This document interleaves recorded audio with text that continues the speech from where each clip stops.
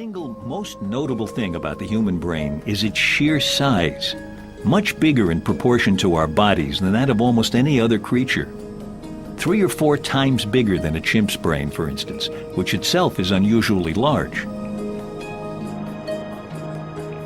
The question of why our brains became so big is one that will drive much of the agenda for the rest of our search for the human spark.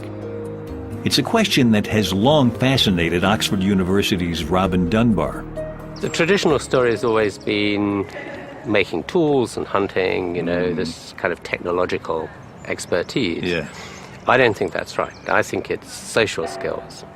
And this goes back to the general view as to why primates have bigger brains than all other species of animals. That it's to do with the complexity of the societies they live in.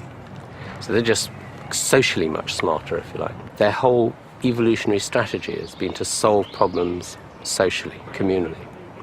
So in effect, they live in a kind of implicit social contract, if you like. They kind of collaborate with each other in order to solve the problems of everyday life and death. So the logic of the argument is you've got an ecological problem out there that you have to solve.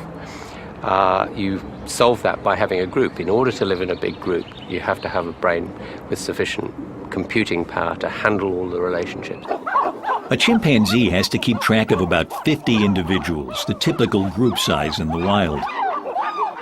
Robin Dunbar argues that humans, by contrast, can comfortably handle about 150 relationships.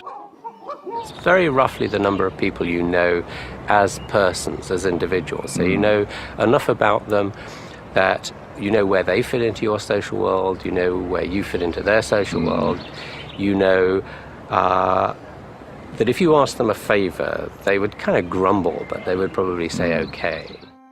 Robin notes that the threefold increase in group size from 50 in chimps to 150 in humans fits nicely with the 3 times bigger brains we humans possess.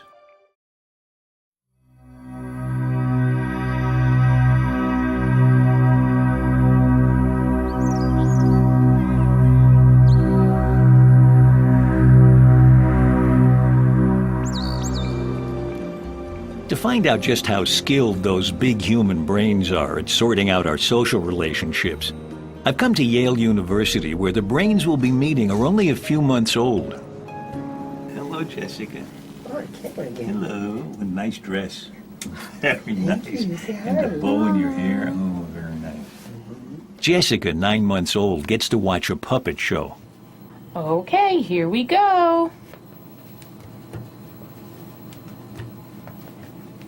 While the striped puppet seems to want to play ball, Green Jacket is having none of it. Here we go. Orange Jacket, on the other hand, is happy to join in. Hi. See? Hi. Hi. Who do you like? That one. Good job. That was the nice bunny. That was really Good job. In many similar experiments with babies only a few months old, the infants almost always choose the cooperating puppet.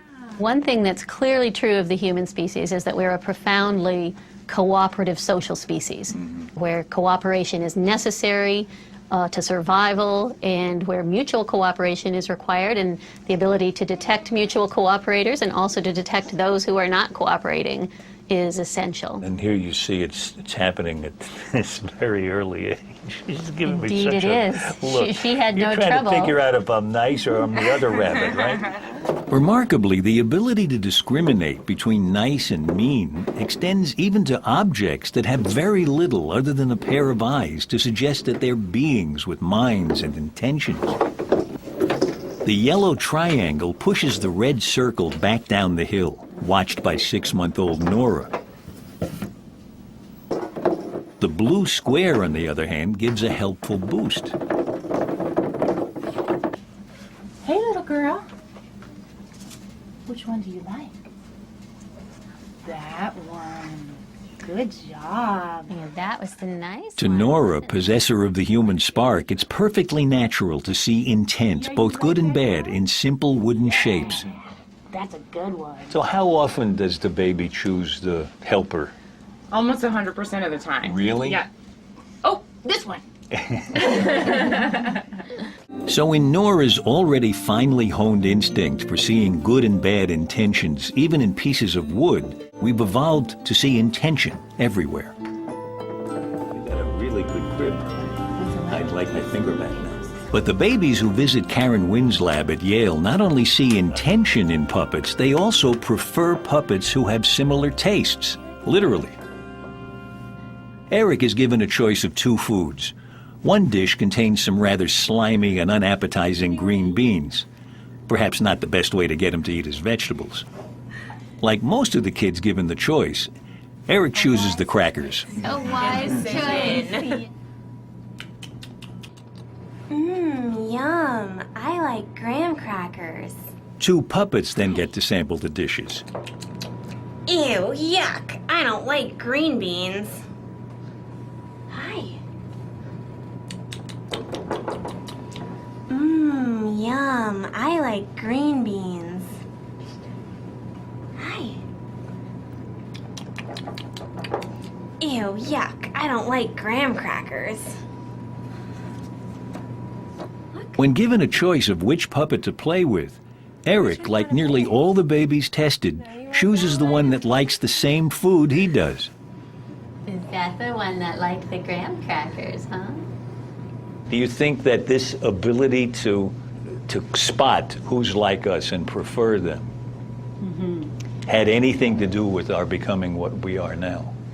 I think out of all the things that we have studied in our baby lab, this may be one of the ones that is most uniquely human. Certainly the ability to spot in these kind of abstract ways who has a similar preference, not even who looks like us. It's, I think, an indication of how strong and profound an instinct it is, if you will, to affiliate with others who are similar to ourselves. The babies in Karen Wynn's lab are exhibiting 2 of the most potent signatures of the human spark. Our determination to see meaning and intention in everything around us, and an inclination to bond with others who are like us.